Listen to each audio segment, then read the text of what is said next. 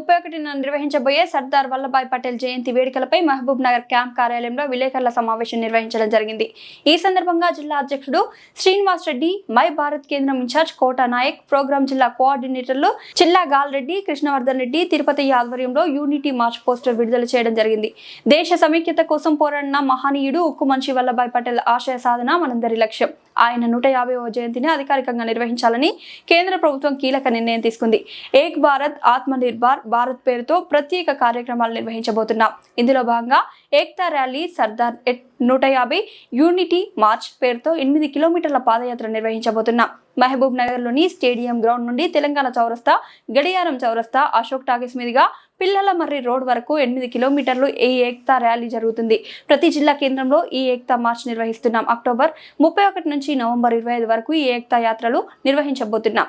ఈ ఏక్తా ర్యాలీ కార్యక్రమంలో ప్రజలందరూ భాగస్వాములు కావాల్సిన అవసరం ఉన్నది. పార్టీలకు అతీతంగా ప్రతి ఒక్కరు పాల్గొనాలి. పటేల్ గారి ఏక్ భారత్ లక్ష్యాన్ని నెరవేర్చాల్సిన బాధ్యత మనందరిపై ఉన్నది. పాలమూరులో నిర్వహించబోయే మేరా యువ భారత్ ఏక్తా ర్యాలీలో యువత పెద్ద సంఖ్యలో పాల్గొనాలి. ఈ సందర్భంగా పార్లమెంట్ పరిధిలో ప్రత్యేక హెల్త్ క్యాంపులు నిర్వహించబడతాయి. ఉక్కు మనిషి సర్దార్ వల్లభాయ్ పటేల్ గొప్పతనం గురించి స్కూళ్లు, కాలేజీలు, విద్యా సంస్థల్లో వ్యాసరచన, ఉపన్యాసాలు వంటి పోటీ పరీక్షలు జరుగుతాయి. ఆయన ఆశయాలు నెరవేర్చేలా ప్రతి ఒక్కరు ప్రతిజ్ఞ చేయాలి. ప్రత్యేక నాటకాలు, కళలు, సాంస్కృతిక ప్రదర్శనలు నిర్వహించాలి. పోటీ పరీక్షల్లో గెలుపొందిన ప్రతిభావంతులకు గుజరాత్ లో నిర్వహించబోయే ఏక్తా ర్యాలీలో పాల్గొనే అవకాశం లభిస్తుంది. అలాగే మహబూబ్ నగర్ లోని మేరా యువ భారత్ కేంద్రాన్ని మరింత అభివృద్ధి చేస్తామని ఈ సందర్భంగా మాటిస్తున్నాం. ఈ కేంద్రంలో అవసరమైన అన్ని మౌలిక సదుపాయాలు కల్పిస్తా. ఇక్కడ యువకులకు నైపుణ్య శిక్షణ ఇచ్చేలా నా వంతుగా తోడ్పాటు అందిస్తా. యువకుల్లో పటేల్ స్ఫూర్తిని నింపుతూ దేశ నిర్మాణంలో భాగస్వామ్యం అయ్యేలా చూస్తా. పార్లమెంట్లో జాతీయ స్థాయిలో మన గెలిచిన వాళ్ళకి పార్లమెంట్లో మాట్లాడే ఛాయిస్ కూడా ఇస్తుంది. చిన్న గ్రోత్ మీడియా మిత్రులకు చిన్న విన్నపము. Okay, thank you.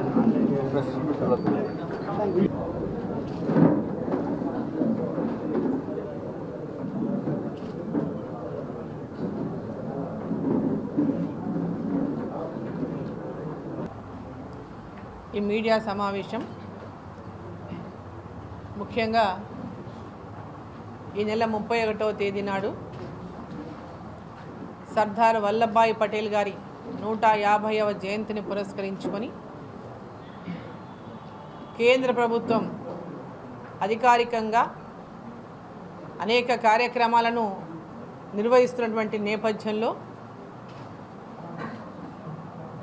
మేరా యువ భారత్, మై భారత్ అనేటటువంటి పేరుతో కార్యక్రమాలను రూపొందించి ఈ కార్యక్రమాలన్నీ కూడా దేశవ్యాప్తంగా అన్ని జిల్లాల్లో కూడా ఈ కార్యక్రమాలను నిర్వహించాలనేటటువంటి ఒక లక్ష్యంతో ఏదైతే కార్యక్రమాలని ఏర్పాటు చేసుకుంటున్నామో వాటి విషయంలో అందరికీ కూడా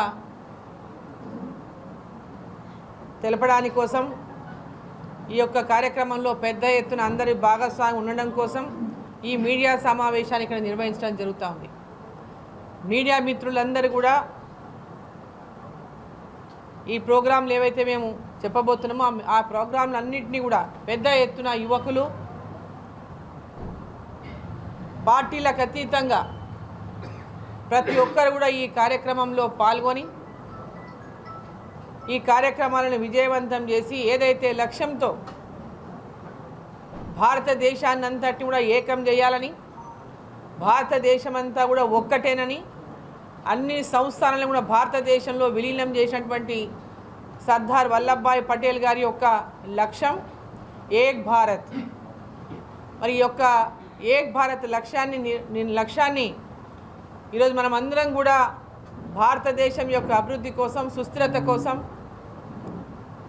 వారి స్ఫూర్తితో ఈరోజు నరేంద్ర మోదీ గారి ప్రభుత్వంలో చేపడుతున్నటువంటి అనేక కార్యక్రమాలు,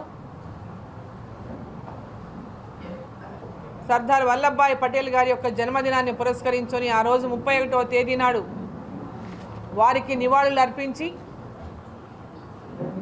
వారి ఎక్కడైతే వారి స్టాచ్యూస్ ఉన్నాయో అక్కడ వారి స్టాచ్యూస్కి నివాళులు అర్పించి పూలమాలలతో వారిని ఆ యొక్క స్టాచ్యూస్ని శుభ్రం చేసి అలంకరించి వారికి నివాళులు అర్పించిన తర్వాత పెద్ద ఒక మార్చ్ని, దాదాపు 8 కిలోమీటర్ల ఒక మార్చ్ని అందరూ కూడా కలిసి ఆ మార్చిలో పాల్గొని ఏక్తా మార్చ్ అంటే అందరూ ఒకటే, దేశమంతా ఒకటే, భారతదేశం అంతా ఒకటే అనేటటువంటి ఒక ఆయన ఆలోచనను ముందుకు తీసుకెళ్ళడానికి ఏక్తా మార్చ్లో పాల్గొనాలని, ప్రతి జిల్లా కేంద్రంలో కూడా ఈ మార్చ్ ఉంటుంది. ఆ రోజు మొట్టమొదటగా మహబూబ్నగర్ జిల్లా కేంద్రంలో ఈ యొక్క మార్చిని మనం ప్రారంభిస్తూ ఉన్నాం. ఆ తర్వాత నారాయణపేటలో కూడా ఉంటుంది జిల్లా కేంద్రంలో. అలా ప్రతి జిల్లా కేంద్రంలో కూడా ఈ యొక్క ఏక్తా మార్చ్ నిర్వహించడం జరుగుతుంది. రాష్ట్ర వ్యాప్తంగా ఈ యొక్క మార్చు 31వ తేదీ నుంచి ప్రారంభమై దాదాపు 15 అంటే నవంబర్ 25 వరకు కూడా ఈ మార్చిని కొనసాగించడం జరుగుతుంది.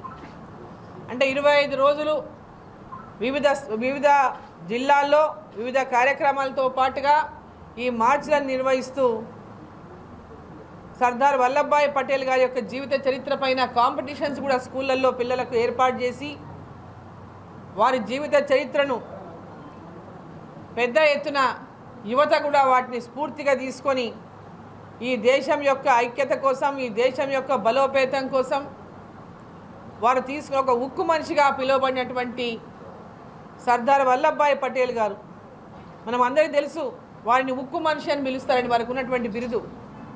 చాలా స్ట్రాంగ్ పర్సన్ అని.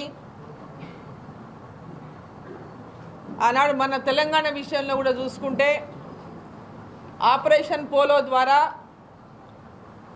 దేశమంతా కూడా మనకు 15 ఆగస్టుకు 47లో స్వతంత్రం వస్తే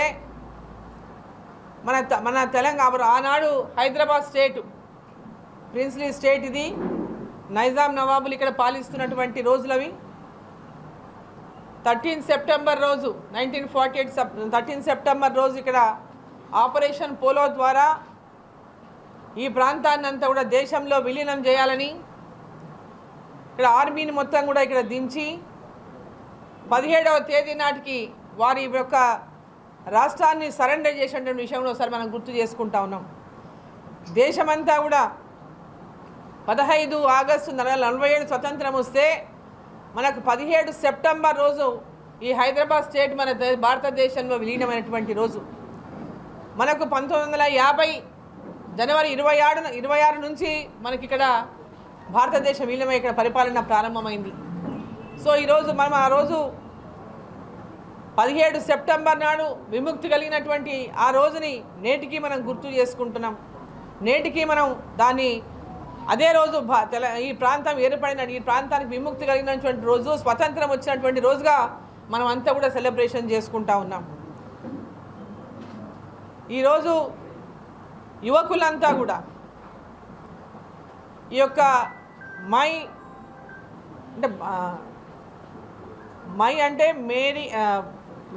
మేరా యువ భారత్ అంటే మేరా యువ భారత్ అంటే యువకులంతా కూడా ఈ యొక్క కార్యక్రమాల్లో పాలు పంచుకొని భారతదేశం యొక్క ఐక్యతను చాటి చెప్పడమే కాకుండా భారతదేశంలో యువకుల యొక్క ప్రాధాన్యతను కూడా ఈ యొక్క యాత్రల ద్వారా, పాదయాత్రల్లో పెద్ద ఎత్తున పాల్గొని వీరందరూ కూడా భారతదేశం యొక్క ఐక్యతను చాటాలని చెప్పి సందర్భంగా నేను కోరుతా ఉన్నా.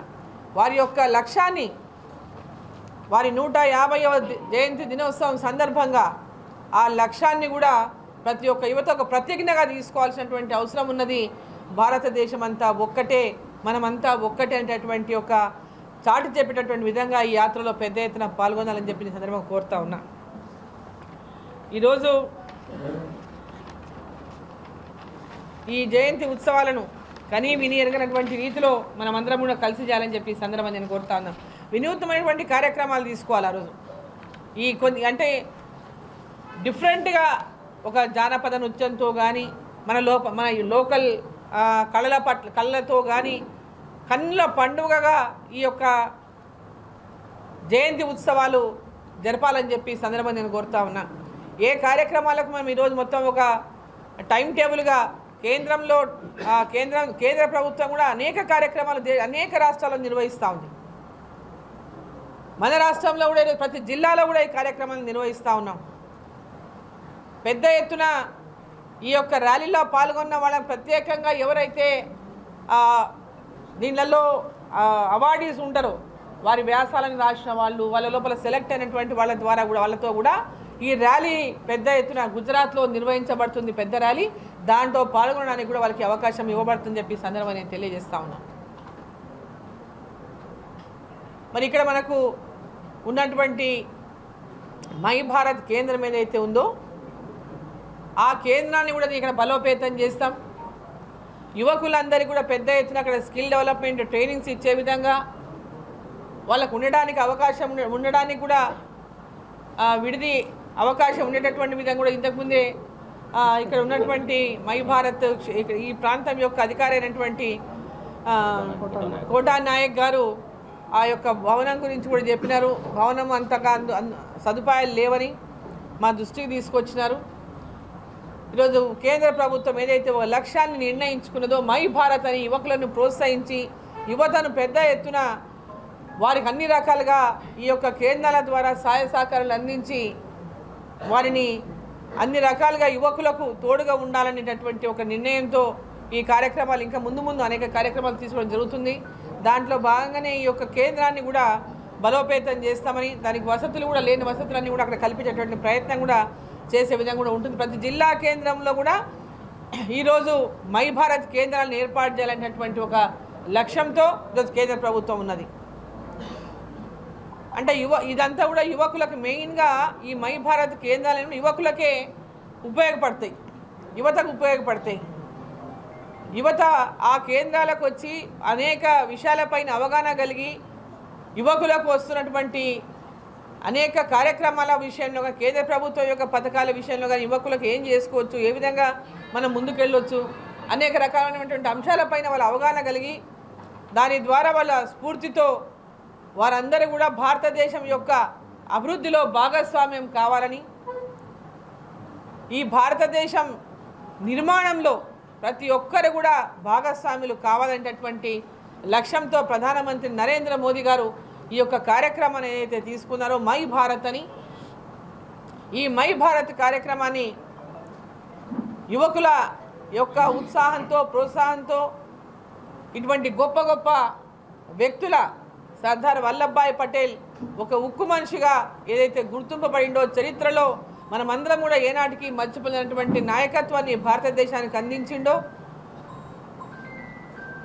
స్వాతంత్ర పోరాటంలో కానీ స్వాతంత్ర పోరాటం తర్వాత మన భారతదేశం తొలి ప్రభుత్వంలో కానీ వారు సాధించినటువంటి అనేక విజయాలపైన యువకులు స్ఫూర్తిని పొందడానికి